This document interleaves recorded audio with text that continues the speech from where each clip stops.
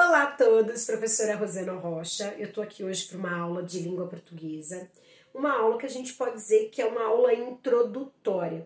É uma aula que eu sempre coloco nos meus cursos, né, nas matérias que eu leciono, nas turmas, nas disciplinas que eu leciono. Por quê? É muito importante que a gente diz que é o pontapé inicial, né? É um texto em que você se mostra, em que você se coloca. É claro que para nós, professores de língua portuguesa, o intuito desse texto é ver como que você argumenta, como que você estrutura seus textos, qual que é seu estilo, se é o estilo mais despojado, se é o estilo mais sério, se você tem, quais são as problemáticas, as lacunas que você tem, quais são as habilidades que você apresenta. Então, quando você escreve um texto, uma autobiografia para mim, você vai colocar ali sobre a sua vida. Então, a primeira coisa legal é que eu consigo conhecer meus alunos, saber de onde vieram, saber suas histórias, saber quem são, enfim, consigo saber o estilo deste aluno, porque cada escrita tem um estilo. Há pessoas que têm um estilo de escrita mais sério, mais centrado, mais introvertido. Há pessoas que são mais espontâneas, mais extrovertidas, que usam aquela questão do humor, da ironia. Então, todas essas especificidades, essas características de você, eu consigo ver nesse texto de autobiografia. E aí eu mostrei um roteirinho básico, né? Um roteiro básico que a gente pode seguir. Geralmente, as pessoas seguem numa autobiografia a linha do tempo, tá? Antes da gente começar, né, vamos especificar aqui auto. Auto significa si próprio. Então, por exemplo, o automóvel, ele se move por si próprio. Não, Rosana, o automóvel, ele se move com álcool, com gasolina, com diesel. Tá bom. Mas ele não precisa, por exemplo, que nós tínhamos antes os carros de boi, que precisavam do boi para se movimentar. O carro, por si só, com seu próprio motor, ele produz a energia para se movimentar. Então, auto significa si próprio, a própria pessoa. Então, no caso, autoatualização. Auto sou eu mesma me atualizando, é você mesmo, si próprio.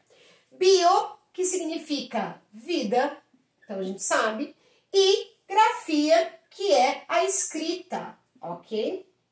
Então, quando eu tenho a primeira aula com os alunos, eu geralmente peço um texto autobiográfico, uma narrativa, narrar é contar, autobiográfica, ou uma autobiografia. Todos eles, texto autobiográfico, narrativa autobiográfica ou autobiografia, são textos em que a pessoa fala sobre a vida dela. Sempre fiz isso. Desde o início da profissão. Há 20 anos que eu dou aula e há 20 anos eu trabalho assim.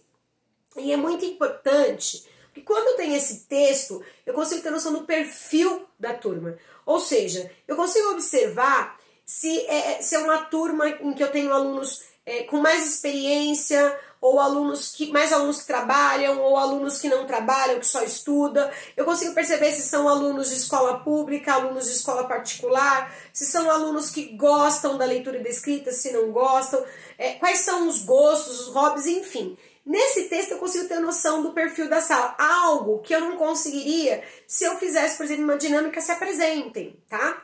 E para além de conhecer o perfil do aluno, eu consigo conhecer o perfil dele na escrita, tá? E na escrita, às vezes a gente acha que escrita é só texto. Pode ser, a produção de texto, ele pode ser um texto escrito ou pode ser um texto oral. Então, por exemplo, eu posso chegar aqui e fazer um relato, uma narrativa autobiográfica sem ter escrito, falando, né? Produzir texto oral. Então é bom que a gente pega texto, né? Escrita. Vamos pensar o texto? Então o texto ele pode ser escrito ou ele pode ser um texto falado, né? Aliás, uma das grandes falhas para mim da língua portuguesa e das aulas de língua portuguesa é que elas preparam os alunos apenas para escrever. Para redação do vestibular, para escrever uma redação para estar numa empresa, para redigir um currículo, ok, já escrita. E o aluno não usa oralidade? Né? Quando você vai ingressar numa empresa, procurar um emprego, você tanto tem a parte escrita, em que você produz um texto, entrega um currículo, quanto você tem a parte oral, em que você vai falar, em que você vai se colocar. Então, Tudo isso é muito importante. E a gente tem que pensar que em língua portuguesa, quando a gente fala de língua portuguesa, a gente geralmente foca em gramática, né, no estudo do texto, então as regras, a ortografia, acentuação, pontuação. E a gente se esquece que a língua portuguesa é para além de eu saber pontuar, de eu saber concordar o verbo. É claro que eu preciso, é óbvio. Aliás, isso desconta pontos na redação, isso conta, claro, eu escrever numa proposta de emprego, né, eu tô tentando uma vaga de emprego, eu vou lá e escrevo com erro ortográfico, é óbvio que isso vai queimar meu filme, é óbvio que isso vai falar, né, vai depor contra mim. Eu preciso escrever seguindo as regras de acentuação, pontuação, ortografia, mas para além disso, eu tenho que ter um texto que envolva o meu leitor, eu tenho que ter um texto com estrutura, com começo, meio e fim, eu tenho que ter, a pessoa, geralmente, o examinador me pede uma carta, ou o examinador me pede um relato, então eu tenho que entender de vários textos, e mais, eu tenho que saber a produção de textos orais, né? Eu sempre trabalhei muito quando a gente estava no presencial, com oralidade. Então, vai ter um trabalho, aí vocês vêm na frente, dividem em grupos, aí vocês vêm à frente apresentar e dizer pra mim que vocês verificaram. Olha, tem que ler um poema, cada um vai ler um pouco. Olha, tem que tem um trecho aqui que vamos interpretar, cada um vai dizer o que entendeu. Faça uma pesquisa sobre essa característica, cada uma lê a sua. E assim por diante. Eram momentos da aula em que eu deixava a oportunidade para que o aluno trabalhasse com a oratória, com a oralidade. Porque língua portuguesa, gente, não é só decorar a regra, onde vai crase, onde não vai, onde eu acentuo, onde eu não acentuo. A língua portuguesa vai além disso. A língua portuguesa, já fiz vários vídeos no canal, já dei várias aulas explicando isso, ela é poder. A linguagem, a língua, né, que é a parte escrita, né, que a gente tem, ela é a verbal e a não verbal. A língua, ela é em si poder. Quando eu domino uma língua, quando eu domino as regras dessa língua, quando eu consigo falar bem, escrever bem, eu me destaco, né? Eu já disse muitas vezes, até eu quero eternizar isso, que nem sempre é que ele consegue uma promoção na empresa, nem sempre é que ele consegue uma nota boa no seminário. Por exemplo, você tem um seminário de uma determinada disciplina, é aquele que sabe mais.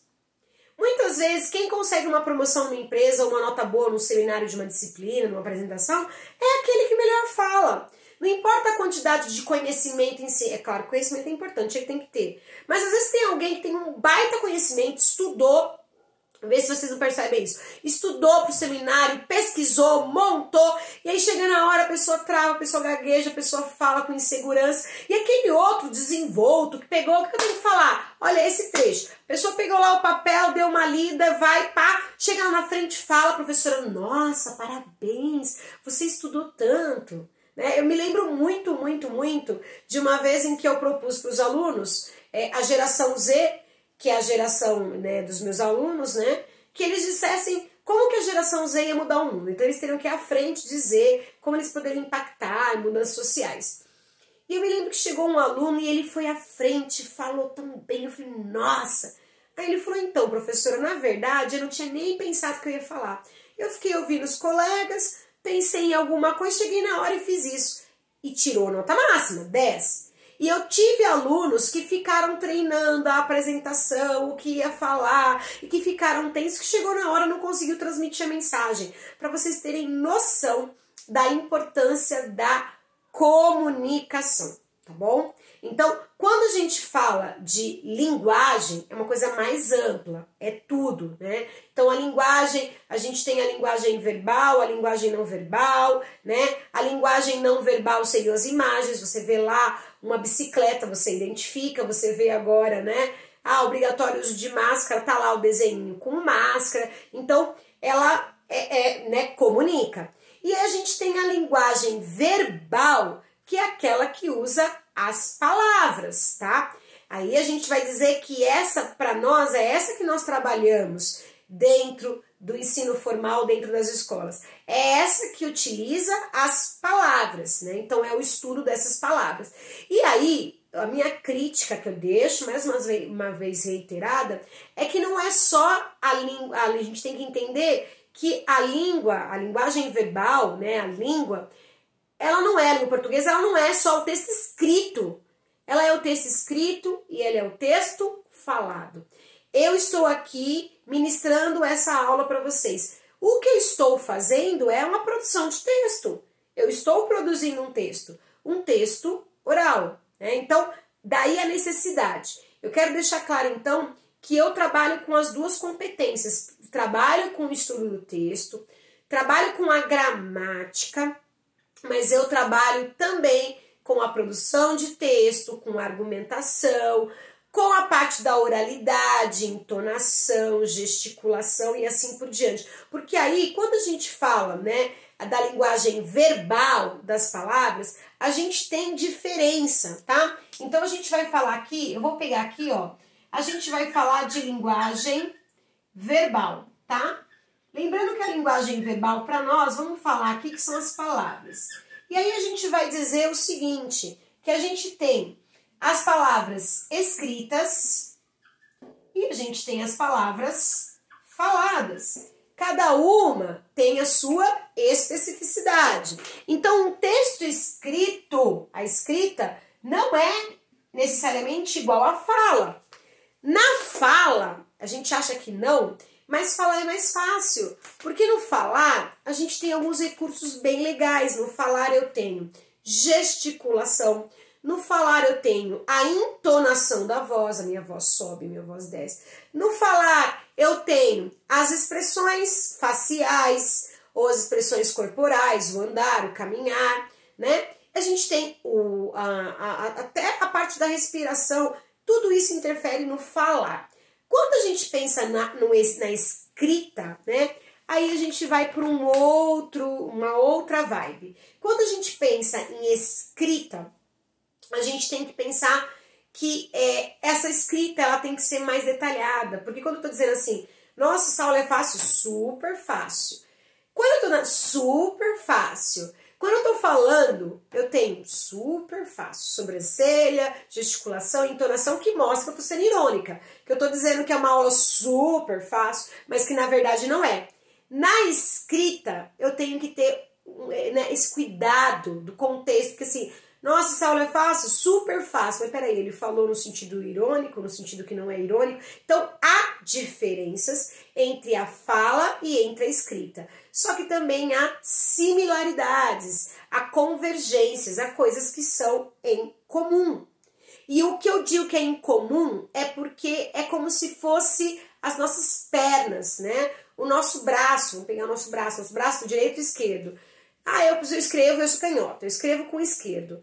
Ah, tá. Se tirar o braço esquerdo, vai fazer o direito, vai fazer falta? Vai. Ah, mas eu uso mais o esquerdo. Independente se eu usar mais um ou mais o outro, qualquer braço que me retire vai fazer falta. Se retirar nossas pernas, a gente não consegue andar. Então a gente tem que pensar que é um conjunto. Então a fala e a escrita para o estudo da língua portuguesa são importantes. Então é importante eu saber escrever, eu saber as regras gramaticais, eu saber o emprego das regras ortográficas, regras de acentuação, de concordância, de regência, saber as classes de palavra, pronome, advérbio, é muito importante. Mas também é importante eu saber argumentar, eu saber usar argumentos com domínio, eu saber estruturar um texto, dominar os tipos de texto. Também é importante para mim um outro quesito. Também é importante para mim o falar. Também é importante saber me portar diante dos outros, saber estruturar um texto, ter segurança ao falar. Então a gente vai trabalhar com os dois, como se fossem duas pernas caminhando, como se fossem minhas duas mãos agindo, ok? É nesse sentido. E aí a gente vai para o que a gente está fazendo nessa primeira semana. Vocês produziram para mim uma autobiografia. Se não produziu, produza a produção. A autobiografia, gente, produz a produção, ficou ótimo, né? Se não fez, se não produziu, faça a produção, realize. A autobiografia, como eu já disse para vocês, é um texto super importante para mim, porque mostra o perfil do meu aluno. Mas é um texto importante também porque mostra o modo que vocês escrevem e o que eu preciso de trabalhar para que vocês evoluam. De repente, uma sala eu tenho que trabalhar mais pontuação, na outra eu tenho que trabalhar mais a questão de concordância, na outra eu tenho que trabalhar mais a questão de crase e assim por diante. Então a gente vai tentar identificar nesse primeiro texto. Eu pedi para vocês produzirem e aí a gente tem que pensar nessa espécie desse roteirozinho. Eu vou voltar aqui para mostrar como que seria o roteiro, né? A gente pode fazer essa autobiografia numa ordem cronológica, com início, meio e fim. Então eu começo com o meu nascimento, eu vou dizer com o meu nome, né? Eu vou dizer meu nome, eu vou dizer meu nascimento, eu vou falar sobre a minha família, eu vou falar sobre a minha... Aí eu começo o meu nascimento, que é o, né? E a gente tá na ordem cronológica, e aí você vai subindo conforme as fases da sua vida. Então, na infância, meu nome é Rosana, tenho 38 anos, sou do signo de Escorpião, nasci no dia da bandeira, sou uma mulher negra, professora, educadora, e aí a gente vai puxando, né? Nasci no dia tal, na minha infância, até acho que eu falei isso pra vocês, né? Na minha infância, aliás, vai sair um livro agora, vai sair um livro, Descubra Seus Direitos, e neste livro tem um capítulo do livro, só um capítulo, que eu escrevi autobiografia. E, gente, pasmem, é o maior capítulo do livro. Por quê? Foi um capítulo que eu fui puxando as memórias. Só que eu não fiz em ordem cronológica, não, tá? Então, a ordem cronológica, se eu escrevesse em ordem cronológica, eu colocaria meu nascimento, né? A minha infância, a minha adolescência, a minha juventude e a minha fase adulta. Ponto, até chegar nos dias de hoje. Vindo cronológico, seguindo o relógio. Eu fiz em forma de memórias. Então eu falei Rosana atual, quem era, casada, com 2 filhos, mãe, professora, diretora, formadora, empresária, blá, blá, blá, blá. E fui falando, e fui subindo, né? E depois eu falei um pouco da minha mãe, falei um pouco do meu pai, aí falei da época que eu fui policial, escrivã de polícia, aí falei da época que eu fui professora do estado, falei das viagens que eu fiz, falei um pouco do que eu acredito para um mundo melhor, falei do meu projeto A Corrente do Amor que eu tenho com os alunos de escola pública desde 2014, com marca registrada, um projeto que eu amo, um projeto que está no meu coração. Falei dos projetos futuros, falei de sofrimentos, de violações, porque na verdade o livro é Descubra Seus Direitos, de violações de direitos que eu passei porque não sabia, não tinha conhecimento na época, e depois os conhecimentos que eu tive e fui atrás. Enfim, eu fui trazendo memórias. Perceba que o texto, a minha autobiografia, ela não seguiu um padrão que se espera. Eu não comecei, nasci no dia tal, meu nome é Rosana, nasci no dia tal, blá, blá, blá, blá, blá, e fui seguindo. Não que esteja errado, pode escrever assim, pode estar certo, mas eu usei o estilo de Rosana.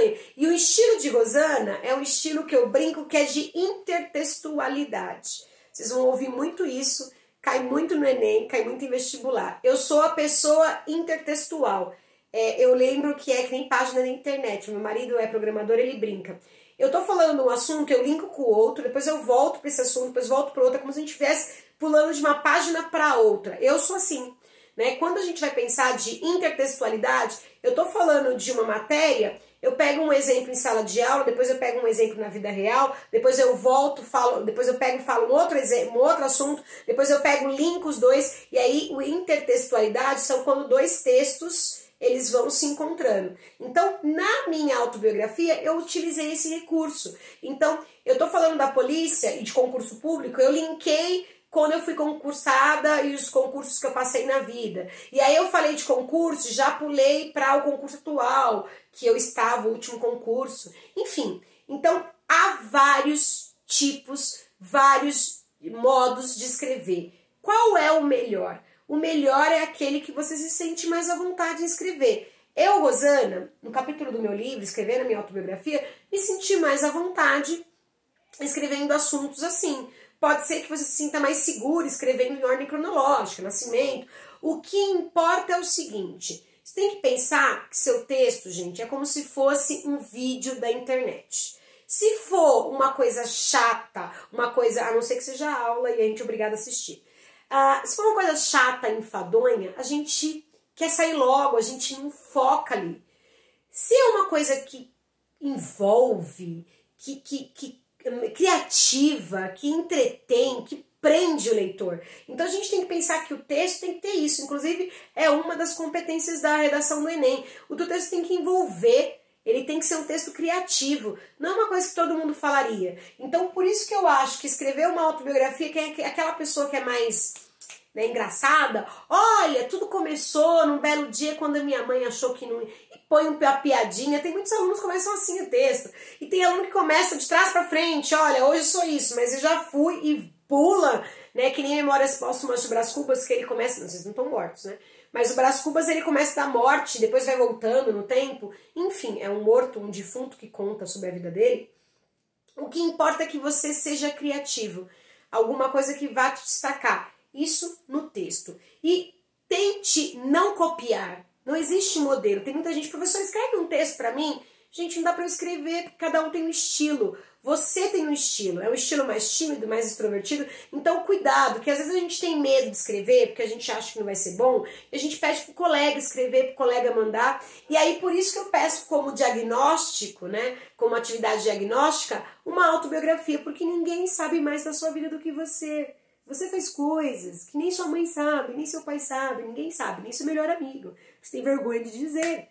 E até vergonha, às vezes, de trazer pro seu consciente, tá? No subconsciente. Então, mas eu não conheço nada, professora. Tá, mas é um assunto que você não pode colar na web, amor. Não dá pra você entrar na web e falar vida da Rosana Oliveira Rocha. Porque a minha vida sou eu que sei escrever. Então, aconselho a vocês que respeitem o estilo de vocês, mas que pensem num texto criativo, num texto que vai chamar atenção.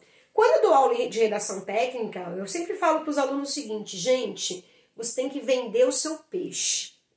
Tem que ser aquele texto, o cara vai falar assim, olha, eu li 10 textos, mas aquele texto daquela pessoa, da Rosana, que ela fala isso me marcou. Então, alguma coisa tem que se destacar no seu texto. E isso é a criatividade. Rosana, como é que eu consigo isso? Amor, é igual andar de bicicleta. Não tem como eu passar regras. Só vai aprender na bicicleta, eu posso falar as regras. Olha, tem um guidão, tem um pedal e mantém equilíbrio. Mas você só vai aprender a escrever escrevendo. Então, aproveite essas oportunidades, né? Eu pedi para que você escrevesse a autobiografia. Se você fez só por fazer o texto, faça o texto novamente. Faça bem feito. Vocês vão ver que dá bastante linhas, viu? Dá muitas linhas. Eu, por exemplo, no meu livro, acho que deu quantas páginas? Os capítulos têm em torno de 4, 5, minha autobiografia deu 10. Ainda fala assim, olha, não, se não quiser ler, vai pro próximo capítulo que não... Porque a gente tem que, né, eu quis falar um pouquinho do lugar de fala, quem era a Rosana, do meu contexto, e aí eu falei um pouquinho mais. Então, eu tô querendo, então, para que nós fechemos esse assunto, eu quis, então, ver o estilo de vocês, eu quis ver de vocês as dificuldades que vocês têm, as lacunas que ficaram em relação ao estudo da língua, e eu quis ver as habilidades, porque às vezes vocês acham, eu sou péssima em português, eu não sei nada. Imagina, às vezes você sabe, é que você não gosta. E aí, se a gente tem uma repulsa, não gosta de escrever, gente, fica mais difícil, né? Então, tentem não ter aquela repulsa por língua portuguesa. Mas eu não gosto de escrever, professora. Vai aos poucos, né? Vai aos poucos, mas tenta fazer que seja uma coisa criativa, prazerosa, um momento bom seu. Porque quando a gente faz uma coisa que a gente gosta, ela fica bem feita. Quando a gente faz de qualquer jeito, nas coxas, é complicado. Então a gente tem que pensar nisso. Respeite o seu estilo, eu verifiquei as dificuldades, vou verificar as habilidades, de acordo com isso e com a avaliação diagnóstica que os alunos estão fazendo, a gente consegue ter um perfil das salas, das dificuldades e dos avanços, tá bom? Então é isso, a gente vai falar muito de literatura, vai ter muito isso, mas nesse primeiro texto a gente já pediu para ver o perfil. Agora a gente segue, deixa eu pegar aqui o meu apagador, a gente vai seguir e a gente vai pular um pouquinho, a gente saiu do texto escrito, tá? Então eu tô falando da linguagem verbal, mas do texto escrito, e a gente vai agora, gente, pro texto falado. Então, grafia. Opa, minha caneta é nova e já tá assim, dando pau, gente. Espera aí. Ó, a gente vai do texto escrito para o texto falado, tá bom? E nessa época de internet, em que a gente tá aí nas lives da vida, em que a gente tem muitas videoconferências, a gente tem que desenvolver essa habilidade maior, tá? Eu tô vendo aí muita gente mandando vídeo currículo. Já ouviram falar de vídeo currículo? No vídeo currículo, nada mais é do que o candidato dizer um pouquinho da história dele, de quem ele é, das habilidades dele, enfim, não deixa de ser uma autobiografia, né? Só que aí um texto autobiográfico, mas com um cunho, né? Com o objetivo de se conseguir um emprego. Então a gente vai nessa vibe, tá? Vocês vão produzir para mim, porque aí com a autobiografia eu consegui ver o texto de vocês escrito. Consegui verificar o estilo, vou verificar as habilidades e as dificuldades. Eu vou abrir aqui no canal para vocês, aqui no Teams, estou falando com os alunos lá da FIEB, eu vou abrir no Teams para que vocês enviem para mim esses textos, para que eu consiga, né, ter esse primeiro... Valeu nota? Não! Mas aí vocês vão pegar o texto que vocês escreveram e vocês vão digitar para mim e subir esse texto no Word, na plataforma para mim, tá bom? Aí até é bom que vocês vão, mas professora, eu escrevi errado no caderno, mas aí quando eu fui digitar o corretor do Word consertou. Não, coloque como você escreveria mesmo, tá bom? Tenta não usar o corretor do Word. Eu sei que é difícil, mas tenta não usar. Porque na hora da prova, na hora do vestibular, na hora do concurso público, o corretor do Word não tá, amor. Eu lembro que teve uma vez que estava dando aula e um aluno falava alguma coisa e ele no celular, falei, você tá fazendo no celular? Não, eu tô vendo como escreve para escrever errado. Gente, tudo. Não, peraí. Eu tô no corretor do celular para escrever e não escrever errado. Gente, pelo amor. Então, a autobiografia, o texto escrito, vai ser enviado pela plataforma. Agora, neste momento, eu vou para uma segunda parte da aula. A gente vai falar, eu vou verificar, vou fazer o diagnóstico da oralidade, dos textos de vocês falados. Então, eu quero que vocês